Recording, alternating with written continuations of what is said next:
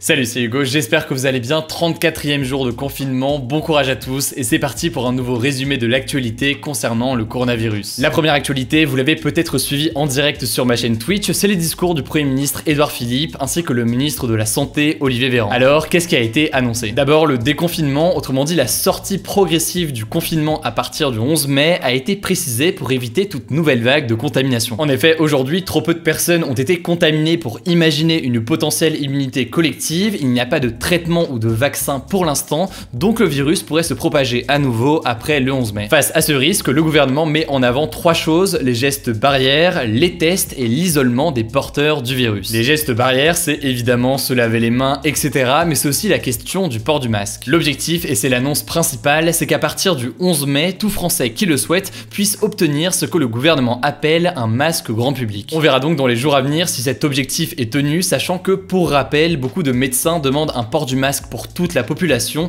et dès maintenant sans attendre le 11 mai. Deuxième dimension, les tests. Le gouvernement a annoncé augmenter le nombre de tests avec notamment un objectif de 500 000 tests par semaine à partir du 11 mai. Dernière dimension du plan du gouvernement, une fois qu'on a identifié des personnes contaminées avec ces tests, il y a un objectif d'isolation des contaminés, soit à domicile, soit dans des hôtels. Des hôtels seront donc mobilisés, l'objectif étant de faire en sorte qu'une personne contaminée soit isolée et ne contamine pas toute sa famille. On attendait des précisions du gouvernement concernant la réouverture progressive des écoles. Pour l'instant, pas grand chose, si ce n'est que ce sera bien une réouverture progressive, une présence non obligatoire et qu'on aura davantage d'informations dans les jours à venir. Autre annonce importante, le Premier ministre a annoncé un droit de visite très encadré dans les EHPAD. Les EHPAD, ce sont ces maisons de retraite pour personnes âgées dépendantes qui font face à un nombre important de décès depuis le début de l'épidémie. Et cette mesure, elle va donc permettre aux familles de venir rendre visite à leurs proches en EHPAD, évidemment de façon très encadrée pour éviter toute contamination. Enfin, le bilan du jour a été annoncé, la France compte 395 morts supplémentaires en 24 heures, hôpitaux et EHPAD réunis, et à noter, c'est une bonne nouvelle, que le nombre de personnes hospitalisées et en réanimation sont à nouveau en baisse. En matière de déconfinement, la maire de Paris, Anne Hidalgo, a aussi présenté un plan spécifique pour la ville. Je vous la fais courte et je vous mets un lien en description si vous voulez plus d'infos, mais plusieurs choses ont été annoncées. Selon Anne Hidalgo, à la mi-mai, l'ensemble des Parisiens auront un masque réutilisable, gratuit, qu'ils auront récupéré en pharmacie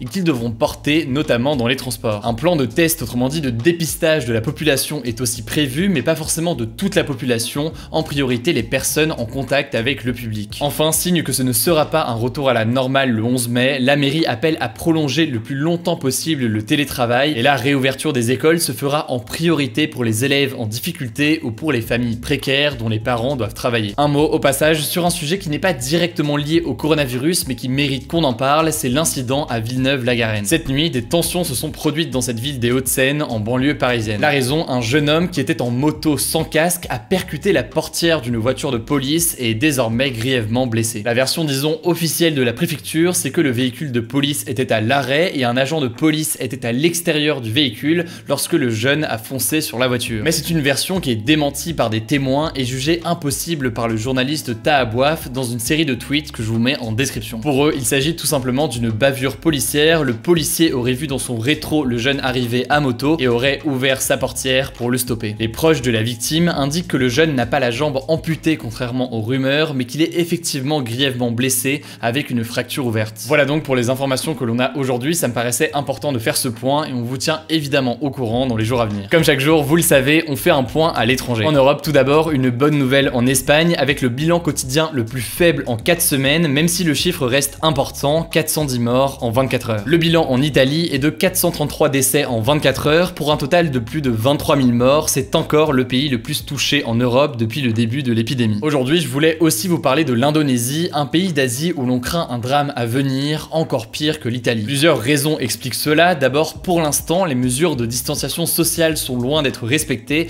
probablement à cause de l'absence de sanctions importantes. Au-delà de ça, à l'approche du Ramadan, on craint un déplacement massif de la population de la capitale, Jakarta, au reste du pays, puisque c'est une période où de nombreuses familles décident de se réunir. Or, ce déplacement important de la population pourrait entraîner une propagation du virus, et selon l'université d'Indonésie, relayée par le South China Morning Post, il y a un risque de 140 000 décès si les mesures ne sont pas respectées. On notera au passage cet élément assez insolite dans la ville de Kepu. Des volontaires ont été recrutés pour se déguiser en fantômes, comme vous le voyez sur cette photo. L'objectif, il est étonnant et assez simple, effrayer les personnes et les inciter à rester chez elles. Et pof, comme chaque soir, Alors vous le savez, on termine avec une note positive. La première actualité positive, je vous l'annonçais hier, c'est le concert Global Citizen qui a réuni plus de 70 artistes et qui a permis de récolter plus de 127 millions de dollars pour le fonds de solidarité de l'Organisation mondiale de la santé. Hier, il y avait donc ce concert massif, mais aussi un DJ set du français David Guetta qui approuve par ailleurs l'ambiance de mon quartier, vous le voyez avec ce tweet, et qui hier soir a récolté plus de 600 000 dollars, sachant que pour chaque dollar récolté, il donnait lui aussi $1. Voilà, écoutez, je crois que j'ai tout dit, c'est la fin de ce résumé quotidien de l'actualité concernant le coronavirus. Je vous laisse avec les mèmes et les tweets de la journée, et puis on se dit à demain pour un nouveau point quotidien.